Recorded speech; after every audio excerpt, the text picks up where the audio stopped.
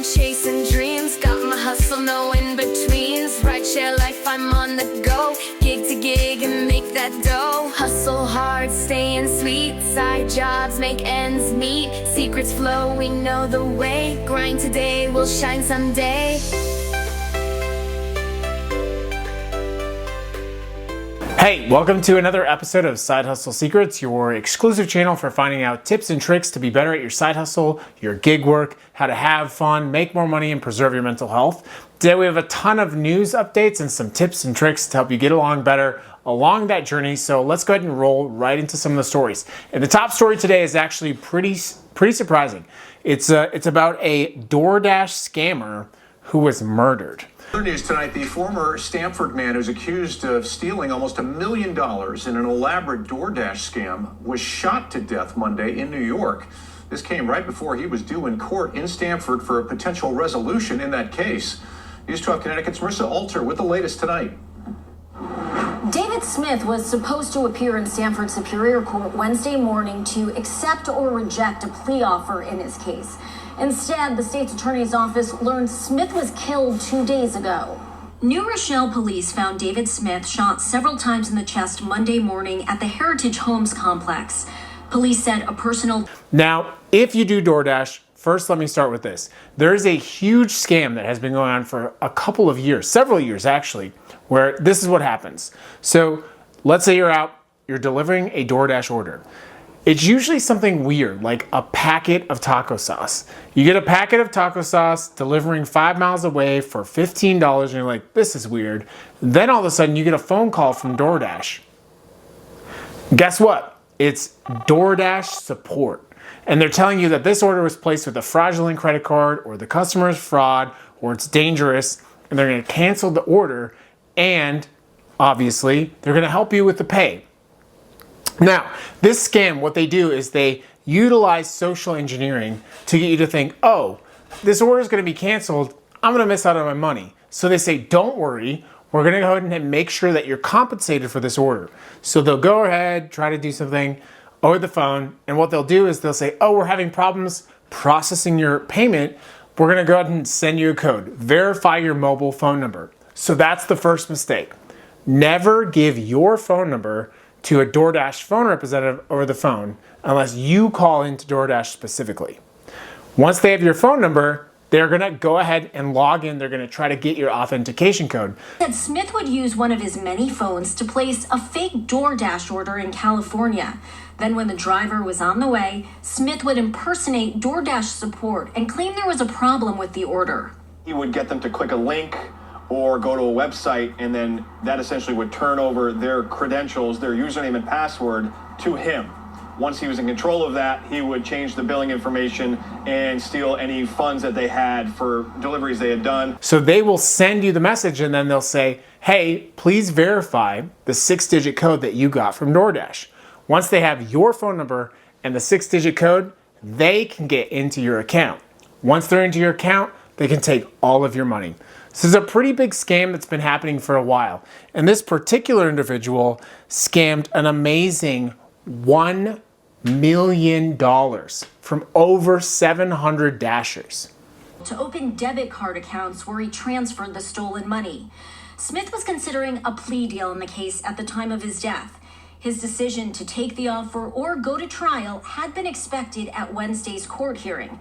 The details of the deal weren't made public.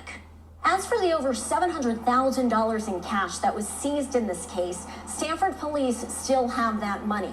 What happens to it and whether it will go to all the victims as restitution will be determined at a hearing in March. That's also when the charges against Smith will officially be dismissed. In Stanford. So this individual stole almost $1 million from 700 Doordash drivers. And unfortunately for his family, he was then murdered. We don't know a ton of details about the individuals that are involved in his murder, but we do know that this individual stole from 700 people. Now I'm gonna pause a little bit from the story and just be very real. A lot of people who do Doordash really need that money. And taking money and stealing from Doordash drivers, many of whom are already in difficult economic situations, is unacceptable.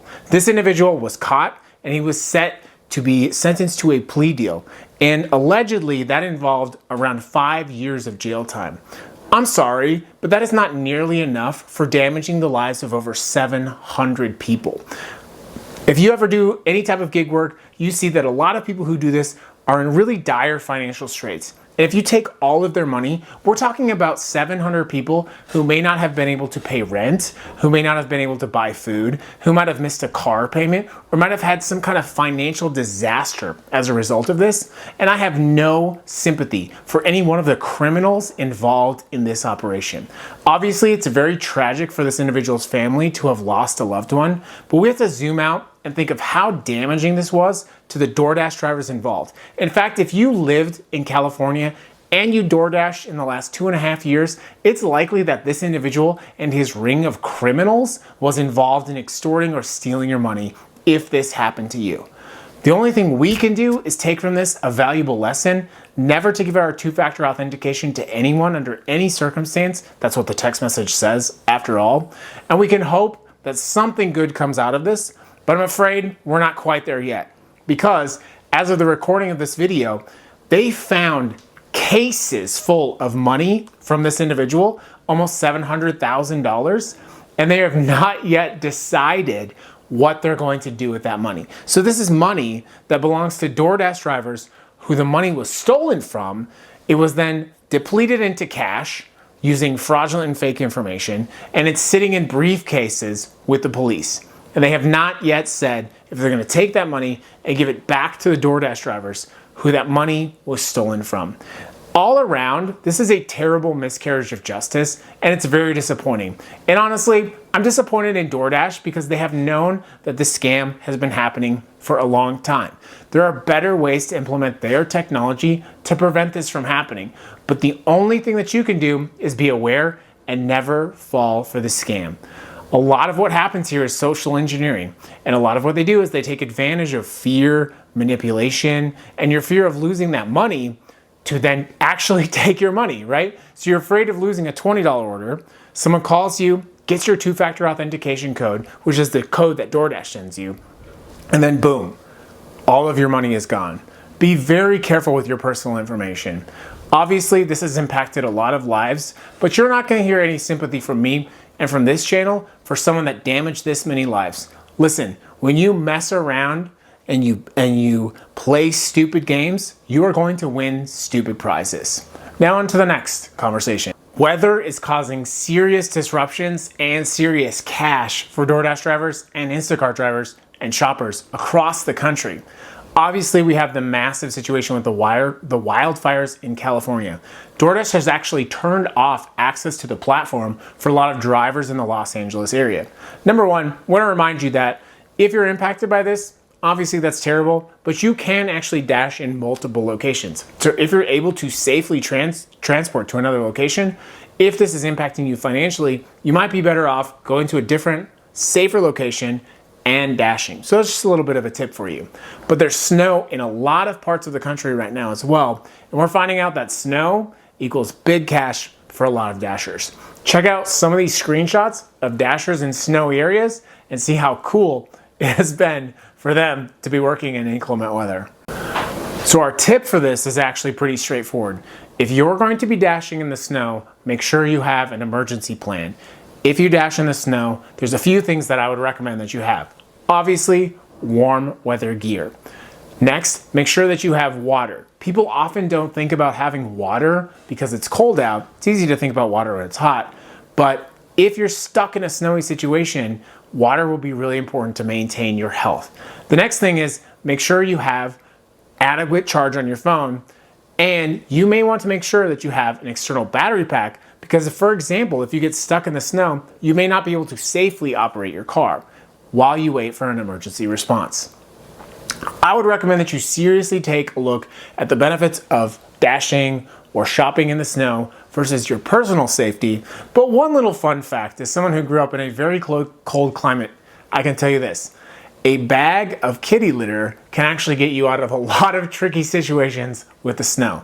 Let's say you get in a situation where you're stuck, pour some kitty litter right underneath your tire, get some extra grip, get it out of that snow, and get back to making more money. So that's a little bit of a about the snow, but look at some of these crazy screenshots. Some drivers all over the country are making a ton of money, while unfortunately, some drivers are stuck out of making money because of the same thing. Wild weather all over the United States. Speaking of Instacart, some really interesting news from Samsung. Samsung has committed to using AI and fridges with cameras to identify when customers are out of stock with a certain item and recommend that you order those items on Instacart.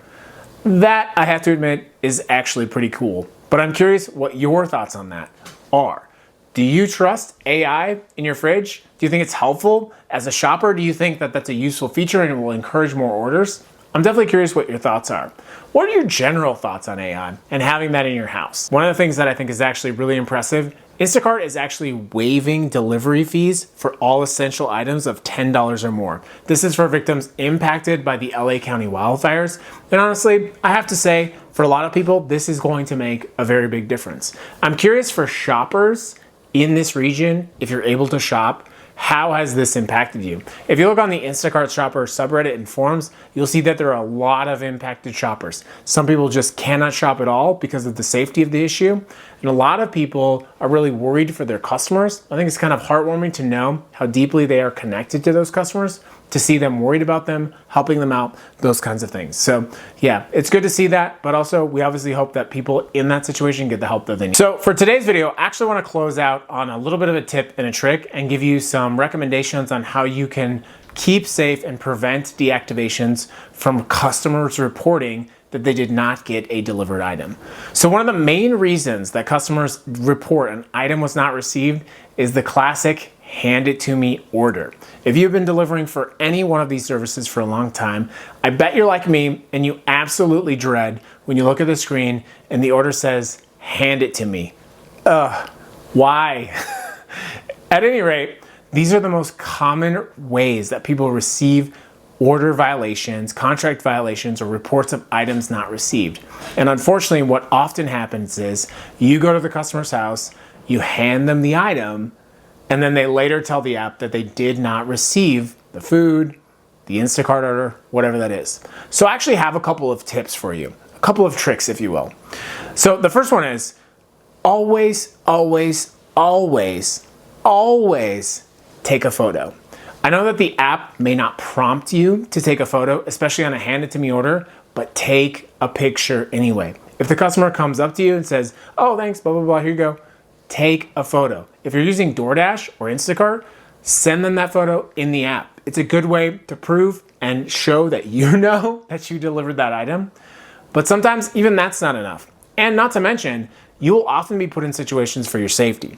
So I just want to give you one suggestion and solution that I use, and that is this neat little device that actually goes around your neck, and you can attach a camera to it like a GoPro. So this is from Newer, and there are many others, so I'll actually give you a couple of items and actions that you can use.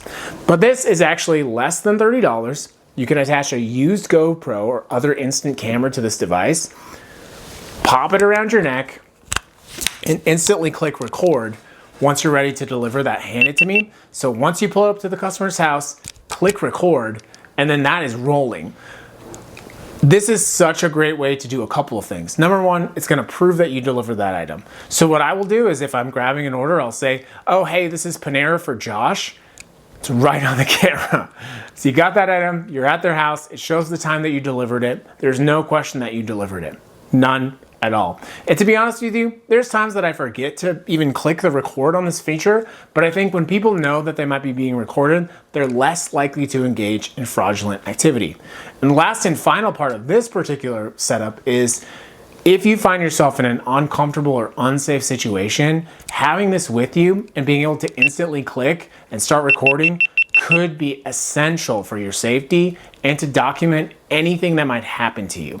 This setup here with this device, which is $30, and a used GoPro, which can cost you about $100, less than $150, you can document that you safely delivered items and you can protect yourself safely. So I'll include a link for this item and a couple others that I recommend.